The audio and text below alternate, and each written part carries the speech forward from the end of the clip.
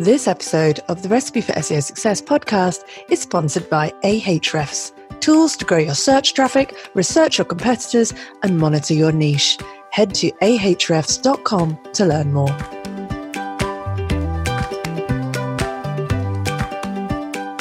I was lucky enough to chat with one of my SEO heroes, Rand Fishkin, in my I Love SEO group on Facebook recently. Not only was Rand the first ever guest on this podcast, and still the most popular, he's also been a huge influence on my SEO career and is a veritable font of knowledge and ideas. I was super excited to share the stage with him at Yoastcon recently in the Netherlands, where we discussed all things digital marketing, and he was generous enough to offer to share his thoughts with my students and DIY SEO learners in a live Q&A broadcast. It's a great episode that covers a range of topics and challenges a lot of traditional ideas about what SEO really means and how to be successful in digital marketing in 2019. Unusual format this time, as I'm wrangling questions from the group and it's live, so expect a few little hiccups here and there, but hopefully the content will be useful to you and give you a bit of a different perspective on how you can make a difference in your digital marketing. Enjoy.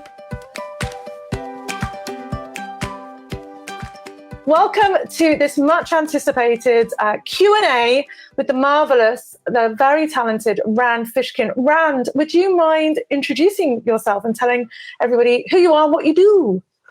Sure, yeah. So I started a company a long time ago called Moz, which is still operating today, and wrote a book called Lost and Founder, which is there behind me on the shelf.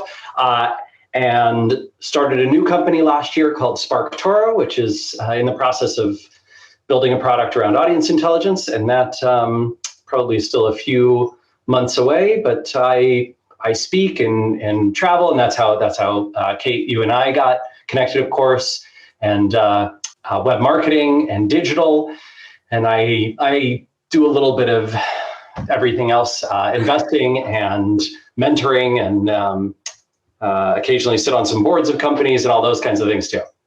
Fabulous. Gosh, you sound like you do more than me. I'm very impressed. No, so I've been following Rand, I don't know, it feels like 10 years, I think, watching your Whiteboard Friday videos. And one of my favorite places to follow you actually is Twitter, because I think Twitter is a really weird spot. There seems to be a lot of weird SEO geeky people on Twitter sharing ideas and blog articles. Do you find the same? It's kind of where I go to for my SEO gossip. Do you?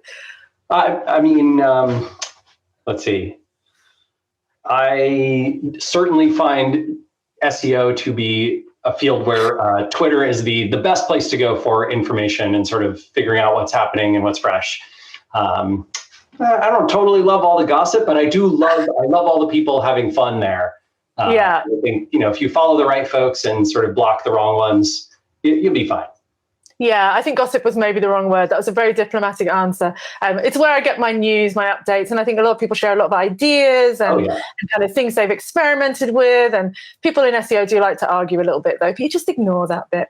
Well, look, the reason we've got Rand here today is not to talk about SEO gossip, but to talk about digital marketing in general and obviously SEO. We've got people posting questions as we're going up, but I guess the opener I wanted to start with, and kind of what you talked about at Yoastcon, which I thought was fascinating, was that kind of SEO has changed. Things have shifted, and old methodologies of kind of, creating content and blasting it out there aren't working. What do you think? This is a big question. What do you think have been the biggest changes in SEO in the last year? That is a big one. Here specifically. There have been a few major updates that Google has done in the last year, and they've certainly been very aggressive on the Google Webmaster Central side of things with releasing new tools and Search Console. So I think those are, relatively big changes from Google's side. But a lot of the core of SEO has not changed in a long while now. Sort of the I think there's a lot of classic advice which is not good or useful, like create good content.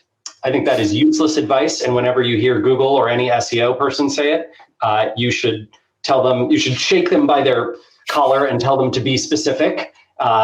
and explain what exactly good content means, because I think it's a useless platitude. I would say that the core of SEO for a long time now has been doing intelligent keyword research, things like looking for the words and phrases that will bring the audience that you want to your website. I think it involves doing a good job of matching those keywords to pages on your website that do a great job of serving the searcher and of earning amplification and link worthiness, and also of using the words and phrases that searchers are using. You want to use the same language as your searchers. And you have to do a better job of solving their problem than anyone else in the top results. The way that the search engine results are being displayed to us has changed a lot, and that you mentioned, you talk a lot about how Google has almost changed from a search engine and become an answer engine, and there's less real estate being given to organic results and less click through. Could you talk us a little bit through that and what impact that's going to have on people trying to rank and get people to click through to their sites? Yeah, so let's imagine for a minute that you and I work at Google. We run the company, in fact. We are the Google Larry page.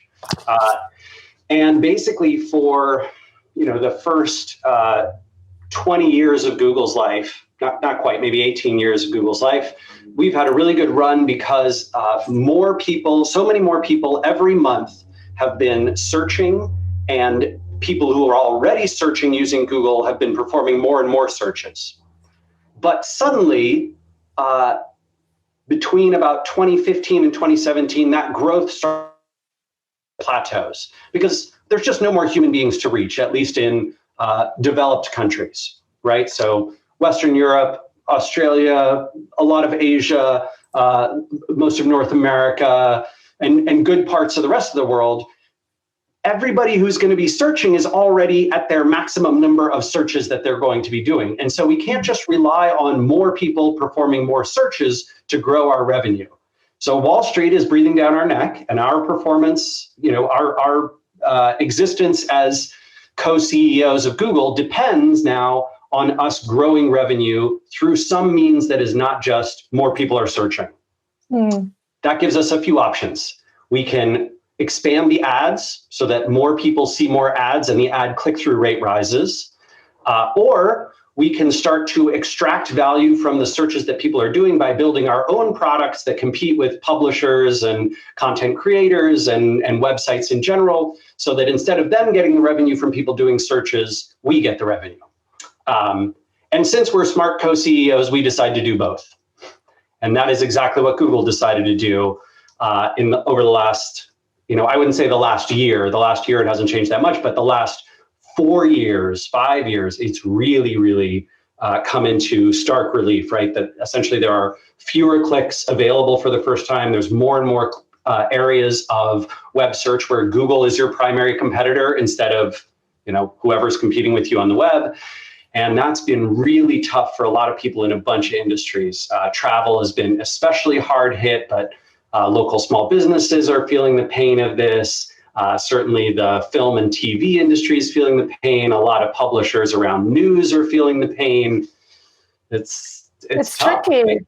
Yeah, and some examples we've seen recently is Google just scraping all this content from other people's sites, other publishers' sites, and not really being very clear about attributing that as well, like not making the link very clear. So, you don't ever need to leave the search results. You don't ever need why would you leave Google? Don't leave Google. Stay on Google. Whatever you do, don't leave Google.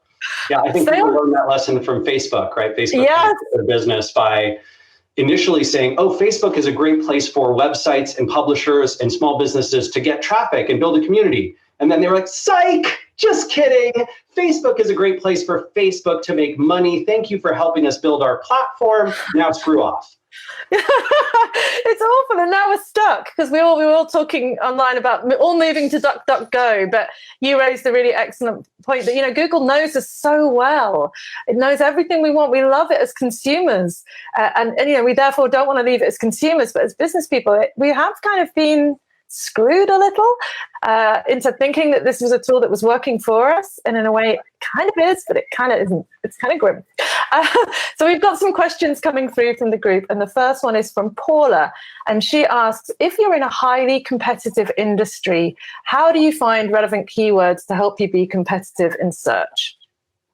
So Paula, I'm going to assume that you are already a very smart keyword researcher, and that since you're in this competitive industry, you're probably using good, intelligent tools. I think the general consensus on the two best among professional SEOs is they're both called Keyword Explorer. One is from Ahrefs and the other one is from Moz. There's also a lot of people who like SEMrush, but I think that their suggestions are not quite as good and the volume numbers aren't quite as good, at least not yet, as those other two. But assuming you are already using those and doing some excellent keyword research, there are two ways of thinking that I would urge you to invest in. One is, rather than just focusing on the very competitive parts of your industry, so the things that your customers are searching for when they want to buy from you, I would start to think about what are influencers of your customers searching for. The journalists and trade publications and conferences and event organizers, the bloggers, the writers, the social media accounts that are highly followed, the podcasters, all those people who could amplify what you're doing. What are they searching for? What content and information? Because if you create things for them, they will help amplify that to your audience. And then the second way of thinking about keyword research that could be potentially broader is, what do your customers search for before they ever decide to buy things from you or your competitors, right? So if I'm going to sign up for a yoga class, I might first be searching for things like physical therapy or exercise regimens or dieting tips or weight loss or types of exercise or 100 different things, right? Things that relate to my local region, not necessarily even necessarily my what I'm doing exercise-wise. So creating content for people who might eventually become your customers but are not yet searching for what you do, also a way to end around those really, really competitive cycles. Yeah, I love that. And you talk a lot about searcher intent, and we can match that back to the kind of brand awareness journey. Those people who, have a problem, they know there's a solution, they know there's a product, they're searching for the product. That's super competitive. But you step back. People who aren't even sure that there's a solution to their problem, people who are kind of trying to work out what their problem is. And I think, trying to work out what type of, is it transactional intent? Do they want information? Are they comparing? You can maybe get more at the beginning of that sales funnel rather than going right in for the kill with the super competitive product name or whatever. Now everyone's responding to what you said at the beginning, and they're all like, God, that sounds so depressing about the search engines. We're all doomed. Belinda asks, this is what Google wants us all to do, but Belinda asks, does what you're saying mean that we should all just be putting our money towards Google Ads as opposed to SEO? I would think broadly about this, right? So basically, the reality is that I think historically the average was around 4 to 5% of all clicks went to paid search and the other 95% went to organic. And now that's down to about more like 10%, 90%. So yes, paid is taking twice as much as they used to, and still only 10% of all the search clicks. So no, you should definitely not give up on SEO, especially because I suspect 10 years from now, it's going to be much, much harder to build an audience with SEO than it is today. And so now is the important time to be taking advantage of the fact that Google still sends a ton of traffic for free if you can earn it. Even in highly competitive spaces where there's 4 search results or 4 paid results before you ever get to the organic box, you're still seeing click-through rates on organic that are 60% or more, right? So you still have opportunity even if there's a ton of paid ads. It's just less opportunity than it was historically and trending down. So it's different from the sort of golden era of SEO, which was maybe 97 to 2017, but I think we're still in the silver era. Okay, cool. So we're not in the bronze or iron era just yet. It's coming. The iron age is coming. You should build up your defenses while you can. Well, you can. But you made some excellent points again at Yoast about kind of pulling back and relying so much on SEO and numbers and figures. And you talked a lot about, I'd rather have one email sign up than 1,000 Facebook followers. I'd rather have, can you just explain what you meant by that and why we should be focusing more on our websites? Yeah, it's just because the value of a visitor, where you own and control the user experience, you own and control the path to conversion, you own and control the retargeting and remarketing and cooking that you can do, you own and control your ability to capture that email address. And once you have that email address, you, especially, obviously double opt-in permission email is what I'm talking about. You now have the ability to do all kinds of wonderful marketing to those people. A Facebook you can do two things. You can hope and pray that you get the 0.5% organic reach that Facebook still provides, or you can pay Facebook. I don't like either of those options. I think both of those are terrible.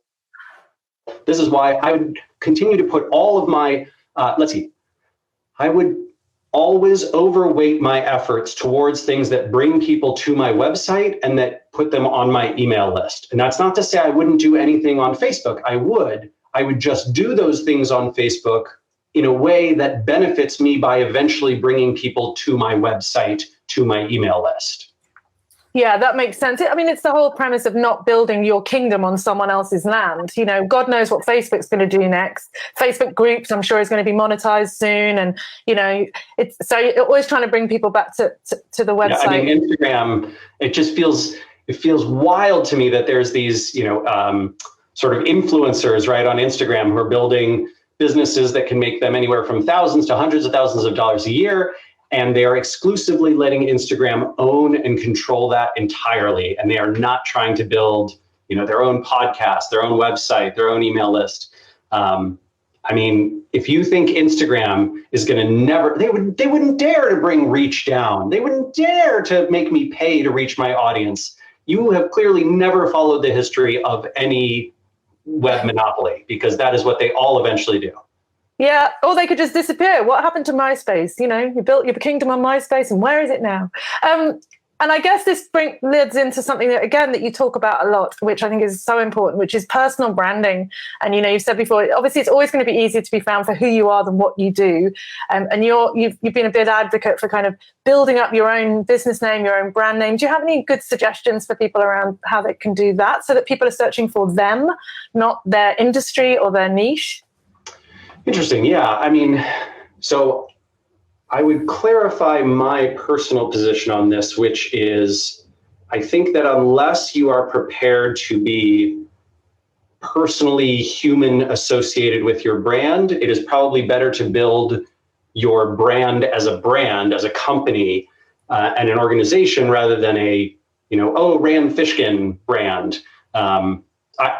Personally, I'd much rather have the SparkToro brand be the big one than the Rand Fishkin one, but there's only two of us right now, so that's a little tough.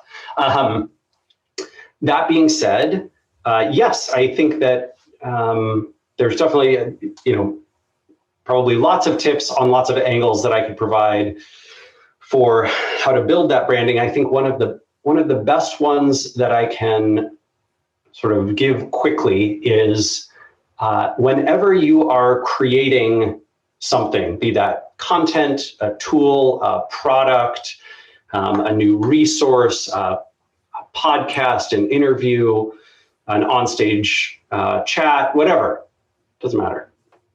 Ask yourself before you create it, who will help me amplify this and why? And if you don't have a great answer to that question, a great answer would be, I know that these 10 people care deeply about this topic, and if they knew that I created this, if I dropped them an email and said, hey, I made this, hey, this exists now, they would go and put it on their social networks, and they would link to it from their websites, and they would write articles about it. That's a great answer. And if you don't have that, I would go back to the drawing room until you do. I think that unfortunately, most marketers are trained to create things, content and tools and resources, all kinds of things that they think will help their customers discover them or buy from them. And I think that is only a small part of the equation, and that's the thing that everybody tries to do, and therefore it is not a competitive advantage. But if you create things for people whose job and business is to amplify, then you have a true competitive advantage, because not many people can do that. Not many people can do that well. And amplification means reach, and that means influence and the power of branding and the ability to drive people to your site and have people know you and like you and trust you and be more likely to buy from you in the future, and all those wonderful things. Yeah, and I think one thing that works very well with that is kind of data-driven content. So, you do a survey or you try something. I did this experiment and this is what happened, because, then you've got some actual results where people can go, oh, look, 15% of people did X, and people love a stat, don't they? But I think if you could say from your personal viewpoint, obviously you built the Moz brand, and then now you've got your own brand in SparkToro. Was there a point when the needle shifted and you felt like that your name was becoming really well known? Was there a point where you thought, it was that made me well known? That video that I did, or that conference that I did. Did you feel a point when the needle shifted? I think probably I don't know about the point, but I would certainly say that when people know who I am personally, it is most likely that they have seen Whiteboard Friday videos. And I think that is because those videos did something that at the time did not really exist, which was to take this boring, dry topic of SEO and give it only the slightest bit of punch, but make it accessible and an educational resource that was in video rather than text format, which barely existed. And even when it did and does exist, most of those videos are not great quality. And I think that really harms things. I say this as I'm like shifting in and out of light and trying to find shadow, because my office, Seattle's sunny 4 days a year. But yeah, I think that Whiteboard Friday stood out from the field because of those things. And video, if you can get people to watch it and engage with it, has a much higher degree of memorability and brandability than text content. We were talking about, I'd rather have one email subscriber than 1,000 Facebook likes. I would rather have one person watch my video than that same person read 10 of my blog posts. Okay, that's very powerful. We're big about video here. And I think, for me, it was also the consistency as well. Like, it was a regular thing. You could turn up, it was there, you could rely on it. And I think many people try things for a little while and then they don't see an immediate result and they give up. But it does take a long time. For me, if you are investing in something and it is not working, and you are not willing to keep experimenting and investing and making it better, giving up is a good idea. And you should put your efforts somewhere else, right? I think what was different about Whiteboard Friday is that when it started, it performed poorly, much more poorly than our text content on the blog. But we were willing to and decided to invest in making it better and better and better. And so every year that Whiteboard Friday was around, the quality of those videos went up. The quality of me as a presenter went up. My disfluencies got better. My style of speaking improved. I actually took some speech classes and training from a professional.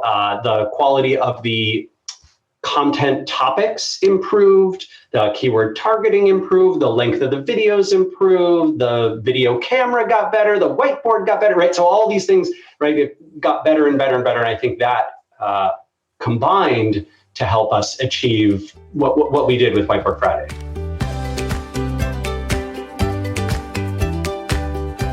As you'll have heard at the start of the episode, the wonderful folk at Ahrefs are now sponsoring the Recipe for SEO Success.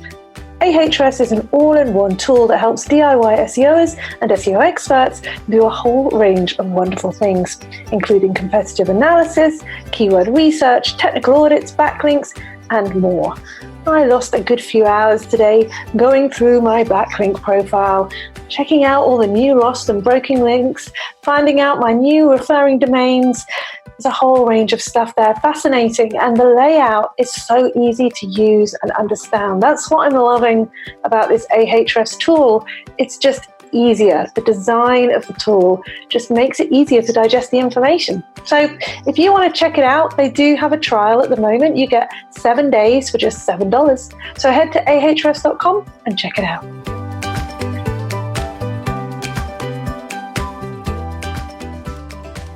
Okay, well, I'm going to jump to a question for the group because there's a few people posting them. I'm going to rephrase this slightly. This is from Anuradha Sawhney, and she says, if you had $1,000 to spend on Google ads or $1,000 to spend on Facebook ads, what would you spend it on? And you're going to say neither. I'd spend it on I definitely wouldn't spend it on either of those. Right, because the ROI is so low compared to so many other things that you can invest in. But okay, let's imagine that were the case. If I had to invest in one of those platforms, I would go try and figure out exactly where my audience engages and how. I would look at the path to conversion that people have already taken to reach my website and where that generally started and where it generally concluded and what was in the middle, right? So full path analysis. Oh, they visited 7 times on average before converting to a paid subscriber, and visit 30% of those were search and 20% of them were social, and whatever it is, right? And then I would try and allocate that budget according to those patterns. Yeah, but generally, I'm not a big ad person either. So if I had $1,000, I'd probably spend it on making some really cool videos, or I don't know, maybe starting a podcast. For me, the podcast has been a really powerful way to build my brand up because I think it's such an intimate relationship that you have with someone's ear hole. And again, being consistent, and also being able to draw in influencers because you get them on the show and they share your content. Absolutely. Well, I would say ads work great when people already know you, like you, and trust you. When that's not yet the case, when they don't know you, like you, trust you, then you pay very high ad prices and you get very low ROI. And Google and Facebook don't even like to show your ad because people don't engage with it. Okay, cool. Yeah. Okay. So good question from Lisa Galea. Imagine you are just a small business person, not some hugely successful entrepreneur. I think he's gone to shut his blinds. There he goes. Imagine you're just a small business person. Maybe you're a service provider, a graphic designer, whatever. And you did have $1,000 to spend on digital marketing in some way, shape or form. Where would you invest it? And I know that's a very broad question, but just, if you can humor us a little. Gosh. Yeah. This is one of those where any answer I give you that's broad is going to be terrible, and you should not take that advice. But Lisa's a graphic designer, so she sells graphic design. Okay. Yeah. Let's see. So I would look for your best, most profitable customers, who those have historically been. If you don't have a good sort of track record of being able to look back and say, oh yeah, our best customers have always been, I don't know, florists or local businesses in this region, or companies with this much turnover, whatever it is. I would instead be aspirational about it. Say, over the next year, I want to work with these 5 types of businesses. These are the 5 kinds of businesses that I want to reach. Then I would use my network to get introduced to several of them, right? People who, hey, I'm hoping to have just a 15-minute phone call with someone who's in the floral business. Great. Okay. Who do I know who knows a florist? Let me go to LinkedIn. I don't know anyone who knows a florist. Okay. Let me find someone who knows someone who knows someone, right? The reason you want to have those 5 or 6 phone calls is because you want to ask them questions like, what do you read and watch and listen to? Who do you engage with? Who do you follow? Who do you pay attention to? And then once you discover those things, then I think you can craft either a content marketing strategy or a paid ad strategy or an influencer marketing strategy or a press and PR strategy that's going to go reach those right people. Yeah. Until you know what they're doing and you know what they're engaging with, you just can't have an intelligent action plan. And so I think having those conversations, just like every book about startups says, what do? You want to talk to 50 of your customers or potential customers before you ever build your product, before you ever try and do marketing. Same thing is true for us, right? If we want to develop a good marketing plan, we gotta have those conversations. Hey, what resonated with you? Why did that work? What do you like from that person? Listen to. a few of those phone calls and you will hear some patterns start to emerge. And those patterns will give you excellent, excellent resources to go after, good experiments to run, good things to try, probably good things to stay away from too. Yeah, exactly. Another great thing that came out of your Yoast presentation was kind of contrary to what a lot of digital marketers talk about. A lot of people talk about skyscrapering and doing competitor analysis and seeing what everyone else is doing and doing the same thing, but trying to do it a little bit better. But I love that you were like, look at what your competitors are doing, see where they're not, and be there. Can you just talk us through that a little bit? Because that was like, yes, I love that. Yeah, I mean, I think that, look, the whole... I don't know whatever the brand, folks want to call, branding folks in SEO want to call the technique of basically, I'll do some competitive analysis, find out why my competitors are ranking, what thing got them the most links, blah, blah, blah. And then I'll do exactly that. And I'll reach out to all the people who link to them. And I'll say, I have a slightly better version of that. And once that's happened 4 times, no one's going to link to anything, and you are going to waste all your time. And I guarantee any industry that you're in where you're paying attention to those resources, there's 20 other people who are already 200 other people, never mind 20. And so, yeah, I think that a very good way to go about this is that audience research, right? To be going and asking your customers, hey, what podcast are you listening to? Oh, fascinating. Excellent. All right. I'm going to go to those 5 people that a lot of my audience are listening to, and I am going to pitch them or sponsor them or build relationships with them or help them in some way or build resources that they're going to talk about on their show or whatever it is, right? And I think that those types of, hey, my competitors are not here, right? They're playing in all these places. They're not playing here. This is where you can build competitive advantage. Any place where your audience is and your competitors are not, or your audience is heavily, but your competitors are under-investing, that's opportunity. Oftentimes those spaces are harder to measure. They're oftentimes harder to invest in, and that's why most people don't do it. And that's exactly why it's a competitive advantage. If it was not a competitive advantage to be there, then it would not be difficult. And it would already have a proven ROI model that would be very easy for you to show your CMO or your CEO. Yeah. I so agree. And again, I'm going to talk about myself, but that was the podcast thing. I mean, there are lots of now, there are heaps of SEO podcasts, but when I started, there were just a few and they were pretty boring, just 2 blokes talking about robots, TXT files. And so for me, that was my little point of difference. And the ROI is super hard to measure, really hard. Unless I get an advertiser, it's almost impossible. Now, one thing that comes up a lot in the group is everyone's a little bit anxious about voice search and voice optimization, and that's going to hugely change the way that they need to build websites and write content. Do you think that it will? Do you think it's going to have a major impact, or do you think it's going to be more of the same? I think that voice search doesn't change very much at all. I think much of the time, I think when people say that, what they mean is voice answers. Yes. Right. So it's not, it's so different when I speak something into here versus type something on my keyboard. I don't see that as being a big difference at all. And therefore, whenever I see the stats around voice search, I don't get particularly worried because the input device or methodology doesn't matter. The output is what matters. And voice answers is very small still, but growing. I think it's something to keep an eye on. It is certainly one of those concerning trends because there's no opportunity to draw someone back to your website, no opportunity to capture an email address, no opportunity no one wins except Google or Alexa or Apple, whoever it is. So that's one that I do have some nervousness about. The stats are still very small, in true web search as opposed to sort of task automation, like what's the weather? Google pull up directions to here. Send an email to my blah, blah, blah, blah, blah, right?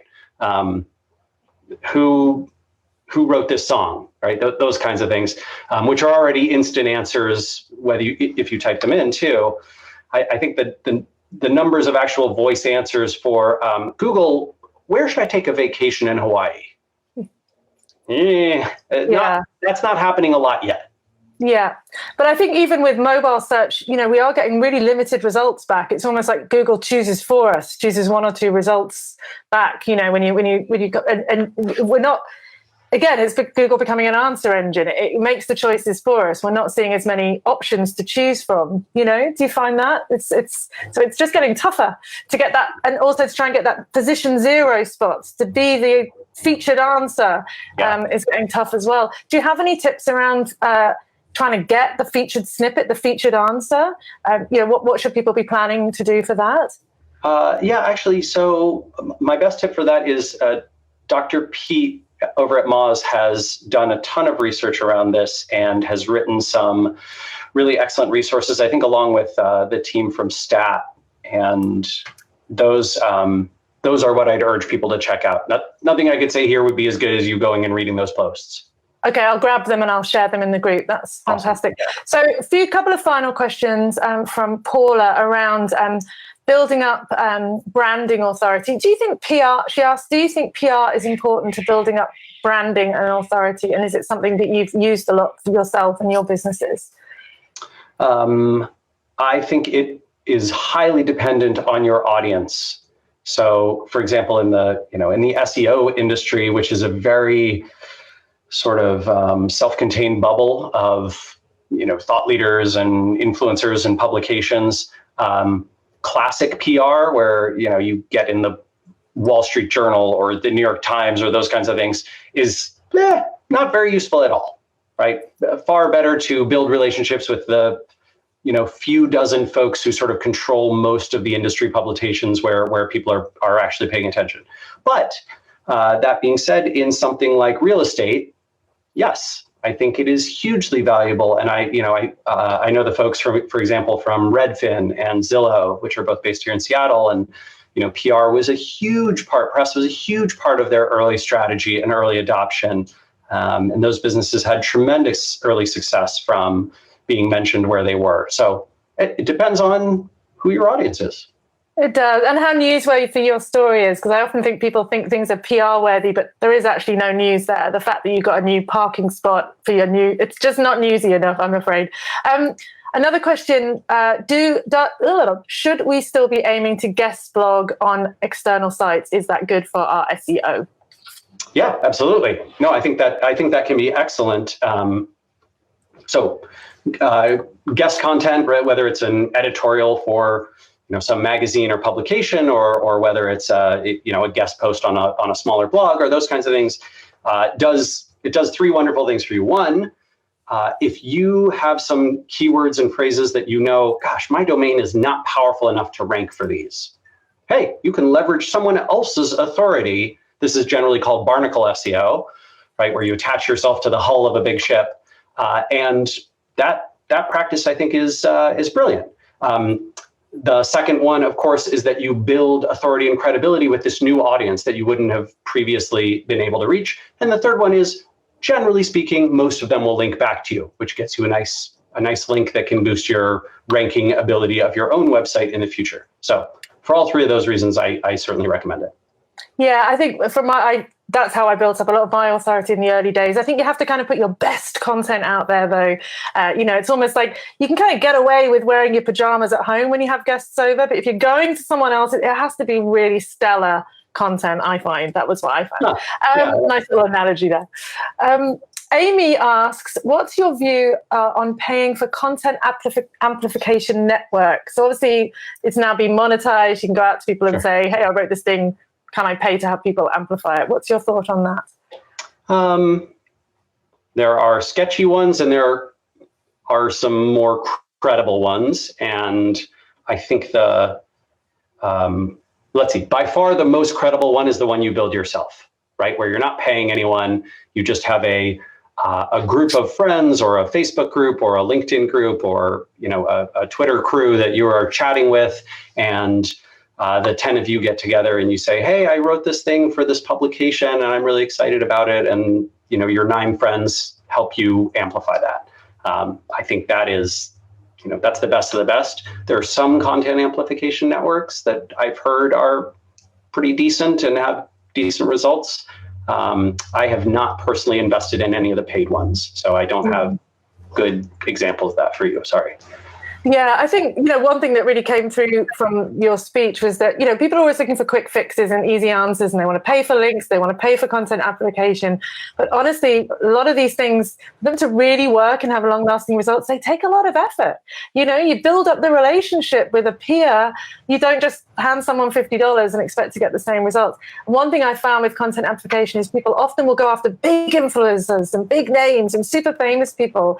And often they're never going to give you, they might do one tweet or one message, but they're busy, and it's often better to go with people who are at the similar level to you, that get as much out of sharing your content as you do having it shared. I found that kind of reciprocal amplification, as you mentioned, with the groups of chums, can be more powerful than getting someone on Instagram to share one picture of your coffee cup or whatever it may be. Yeah. So stop going after the big guys.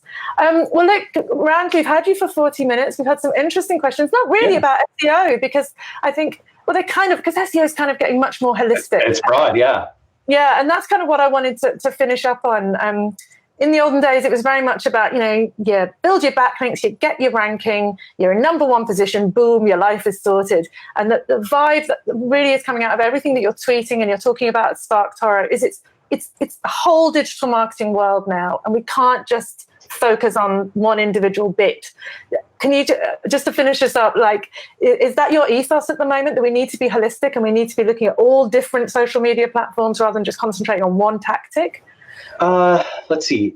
I think that it is just fine to concentrate on a single tactic if you are, a small business operator, you don't have a whole lot of time, you're sort of good at this one thing, your audience is there, you're passionate about it, that can totally work fine, right? Twitter can be your main network, LinkedIn can be your main network, maybe Facebook is, maybe your blog is, right? That is okay. However, whatever you do, it should be informed by where your audience is. I think what's madness is to go out there without learning more about the people who you want to reach and the people that influence them, right? If you go onto Twitter and you're hoping to reach chemical engineers in their 50s, you're going to have a bad time, my friend. I would love to meet a chemical engineer in his 50s. If you know any, could you hook me up? Where are they hanging out? I want one. I'll do some SparkToro research and tell you. Would you? That should be your next project, please. Well, we've had loads of lovely feedback from everyone. Very insightful. Thank you. Awesome interview. Thanks. I found that interesting. That was brilliant. Thanks, Rand. Rand, thank you so much for sharing your time with us on the one sunny day in Seattle where you really should be outside, sunbaking. I will be sharing, Rand just did a couple of new Whiteboard Fridays for Moz, which are amazing, slightly longer ones. I'll share those. I'll share the Dr. Pete's resources that he mentioned as well. And I do highly recommend that you follow Rand on Facebook and Twitter. I'll share links to those. It's just post some interesting ideas. Lots of SEOs focus on the minutiae and, where should I link to my sitemap? But I think the big picture stuff is really interesting and kind of lets us step back and think about the core things about audience and channels that maybe we sometimes lose because we're worrying about adding an alt tag on the image on page 72. So, Rand, thank you very much. And thanks to everyone for watching. And we'll see you soon. Bye, everybody. Thanks for having me, Kate. Take care.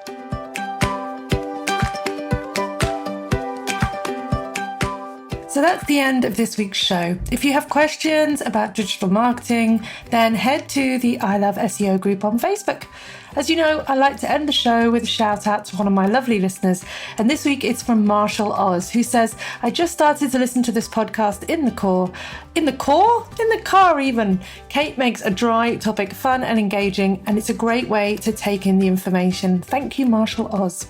And thanks to you for listening. If you like the show, please don't forget to leave a 5-star rating and a review. I'm running out of reviews on iTunes or Stitcher or Spotify or wherever you heard the pod.